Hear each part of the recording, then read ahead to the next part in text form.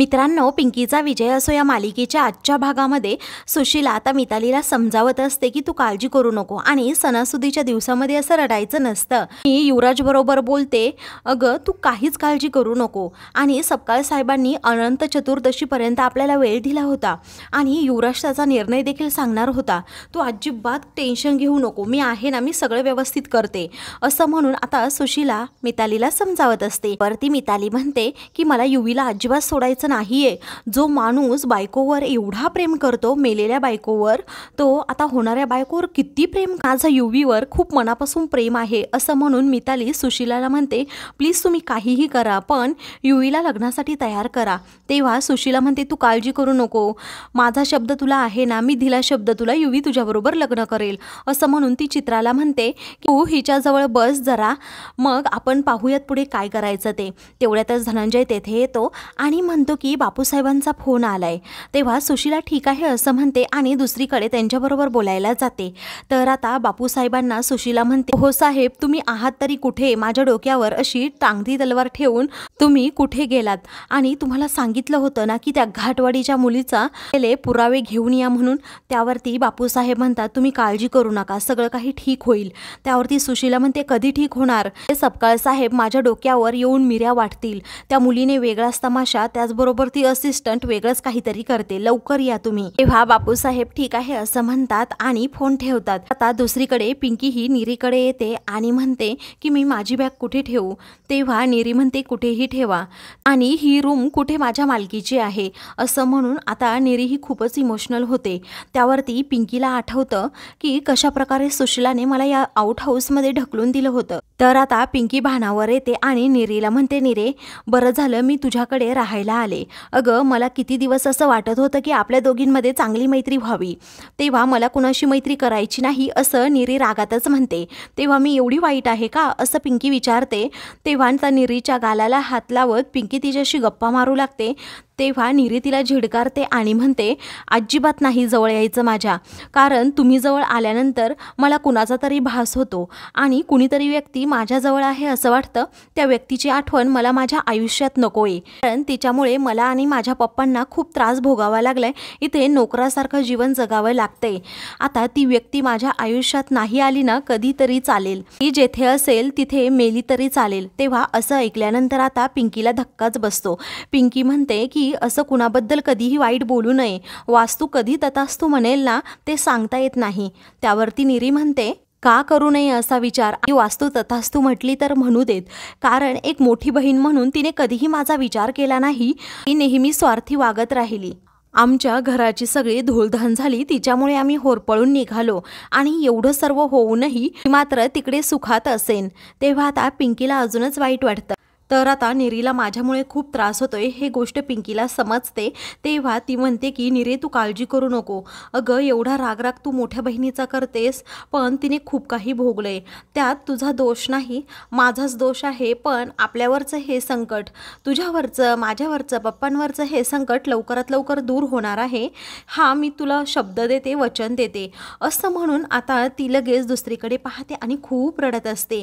निरी मात्र तिच्या कामामध्ये व्यस्त। दुसरी चित्रा ही सुशीला आणि धनंजयला चहा देते। आता चहा देता देता चित्रा ही सुशीलाला म्हणते, साहेब हा गरमागरम चहा आहे, कारण तुमचा घसा बसला आहे असं मला वाटते। तेव्हा आता सुशीलाला समजतं ही तर मला टोमणा मारतीये। ती सुशीला विचारते, काय झालं तुला, तू अशी का बोलतेस? तेव्हा तुम्ही दोघेही खूप हळूहळू बोलत होतात म्हणूनच मी तुम्हाला असं म्हटलं असं चित्रा म्हणते। त्यावरती आता सुशीला म्हणते, जरा गप्प बसतेस का? एवढ्यातच माईसाहेब देखील तेथे येतात। तेव्हा माईसाहेबांना सुशीला लगेच वशीला लावू लागते आणि म्हणते की माईसाहेब, आजपर्यंत मी तुमचा एकही शब्द खाली पडू दिला नाही, तुम्ही माझ्या सासू आहात, मी तुमची सून आहे, कधी ऐकलं नाही असं झालंय का? तेव्हा माईसाहेब म्हणतात की नाही। तर ती सुशीला म्हणते, माईसाहेब माझी एकच विनंती आहे, ती म्हणजे युवराजच्या भल्यासाठी मी मितालीला निवडले, घाटवाडीच्या मुलीचा विषय त्याच्या डोक्यातून तर जात नाही, सारखा तिच्या नावाचा जप करत बसलाय तो, पण मी तुम्हाला एकच सांगते, त्याच्या डोक्यातून हे खूळ जाण्यासाठी तुम्ही त्याला मदत करा, तुम्ही त्याच्याबरोबर बोलून पहा. तेव्हा माईसाहेब ठीक आहे असं म्हणतात. तर आता सुशिलाला आनंद होतो, ती चहा पिऊ लागते. तेवढ्यातच निरी तेथून जात असते. तर निरी जाताना बरोबर सुशिला पाहते. लगेच तिला टोकत म्हणते की काय गणे रे, कुठे चाललीस? तेव्हा मी पियुताईला रूम दाखवत होते म्हणून तिकडे गेले होते असं निरी म्हणते. तेव्हा सुशिला म्हणते पटपट कामाला लाग, नुसती कारणं नको सांगूस, आठवाडीच्या मुलीसारखीच आहे असं म्हणून ती निरीचा अपमान करते. तर डॉल्बीला वाईट वाटतं. तेवढ्यातच बापूसाहेब तेथे येतात. तेव्हा त्यांना पाहून आता धनंजय सुशिलाला खूपच आनंद होतो. तेव्हा बापूसाहेब अगोदर सर्वांना भेटतात आणि म्हणतात खूप आनंदाची बातमी आहे आणि आनंदाची कसली, जे सत्य आहे ते मी आज तुमच्या समोर आणणार आहे. SP साहेब स्वतः त्यांच्या तोंडाने सांगतील असं आता बापूसाहेब म्हणतात. त्यावरती आता सुशिला सारखी विचारू लागते काय झालं. तर आता SP साहेब पुढे येतात आणि म्हणतात तुमची सूनबाई सरपंच पिंकी धोंडे पाटील यांचा अपघात होऊन त्या मृत्यू पावलेल्या आहेत. तेव्हा हे ऐकताच आता सर्वांना धक्का बसतो. तर सुशिला कब्बशी खाली पाडण्याचं नाटक करते. तेव्हा आता सर्वजण म्हणतात काय. त्यावरती पिंकी देखील तेथेच उभी असते. तर युवराज म्हणतो असं नाही होऊ शकत. बापूसाहेब म्हणतात युवराज हेच सत्य आहे. त्यावरती युवराज आता मनातल्या मनात विचार करत पिंकीकडे पाहत म्हणतो अहो सरपंचीनबाई, जर तुम्ही इथे आहात तर तुम्ही तुमची खरी ओळख का नाही सांगत? आता ह्या सत्याचा पर्दाफाश होऊन जाऊ द्याच, तुम्ही बोला काहीतरी. पिंकी आता मनातल्या मनात विचार करते की अहो धनी, मी कसं बोलणार? बापूसाहेब समोर आहे, मी तर माझी खरी ओळख सांगण्यासाठी आतुर आहे, पण आता माझाही नाईलाज आहे. तेव्हा युवराज पिंकी एकमेकांकडे आता खूप वेळ पाहत राहतात. मग त्यानंतर आता पिंकी काहीही बोलत नाही. हे पाहून युवराज म्हणतो तुमच्याकडे काही पुरावे आहेत का? तर आता बापूसाहेब इन्स्पेक्टर साहेबांना म्हणतात त्यांना ते पुरावे दाखवा असं म्हणून आता पुरावे दाखवण्यात येतात. तर आता त्यामध्ये पिंकीच्या चपला, बांगड्या आणि काही वस्तू असतात. तेव्हा युवराज ते पुरावे हातात घेतो आणि म्हणतो की काहीही झालं तरी मी तुम्हाला एकच गोष्ट सांगतो, माझ्या कारभारीन, माझ्या सरपंचीनबाई ह्या जिवंत आहेत. एकच गोष्ट मी तुम्हाला आता पुन्हा पुन्हा सांगतोय की अजिबात असे खोटे पुरावे सादर करायचे नाही. अहो इथे DNA रिपोर्ट मी चुकीचे पाहिले आहेत. तर याचं काय, हे तर कुणीही असे पुरावे उभे करू शकतात. ह्या वस्तू माझ्या कारभारणीच्या नाही आहेत असं म्हणून आता युवराज प्रत्यक्षपणे बापूसाहेबांना म्हणतो काय बापूसाहेब, तुम्हाला तर खोटे पुरावे सादर करता येतातच ना? तेव्हा बापूसाहेब पूर्णपणे घाबरून जातात. आता चित्रा खूप मोठ्या मोठ्याने रडायला लागते आणि म्हणते माझी लिटल जाऊबाई गेली, आता मी कुणाला लिटल जाऊबाई म्हणू आणि मला कोण आता बिग टॉल जाऊबाई म्हणणार? मला तर खूप टेन्शन आलंय असं म्हणून आता ती खूप रडू लागते. त्यावरती सुशिला तिला मिठी मारते मुद्दामच. आता दोघीही खूप रडू लागतात. तर आता बापूसाहेब म्हणतात रडू नका, खरं तर खूपच लवकर गेले आमच्या सुनबाई, त्यांनी अजून जगायला हवं होतं असं म्हणून बापूसाहेब देखील खूप नाटकं करू लागतात. माईसाहेब म्हणतात मला तर हे सहनच होत नाही आहे.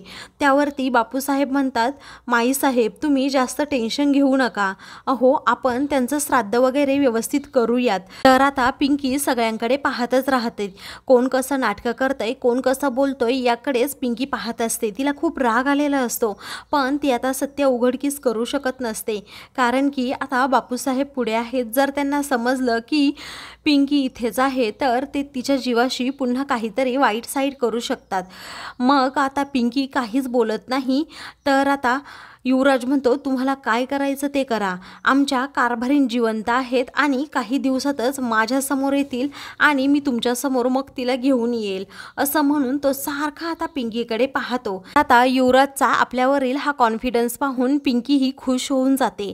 तर आता मित्रांनो पुढील भागामध्ये सपकाळ साहेब घरी येतात आणि युवराजला म्हणतात की तुम्ही आमच्या मितालीबरोबर लग्न करणार आहात ना? तेव्हा युवराज आता काहीही बोलत नाही. ते पाहून सपकाळ साहेब म्हणतात तुम्ही आम्हाला धोका दिलाय, आता तुमच्याकडे मी पाहूनच घेतो बापूसाहेब असं म्हणून ते प्रत्यक्ष बापूसाहेबांना धमकी देतात. आता सपकाळ साहेब हे मितालीला घेऊन निघालेले असतात. तेव्हा युवराज म्हणतो थांबा सपकाळ साहेब, मी तुमच्या मितालीबरोबर लग्न करण्यासाठी तयार आहे. आता युवराजच्या तोंडून हे ऐकताच पिंकीला धक्का बसतो. अशाच मालिकेंचे पुढील भाग पाहण्यासाठी चॅनलला सबस्क्राईब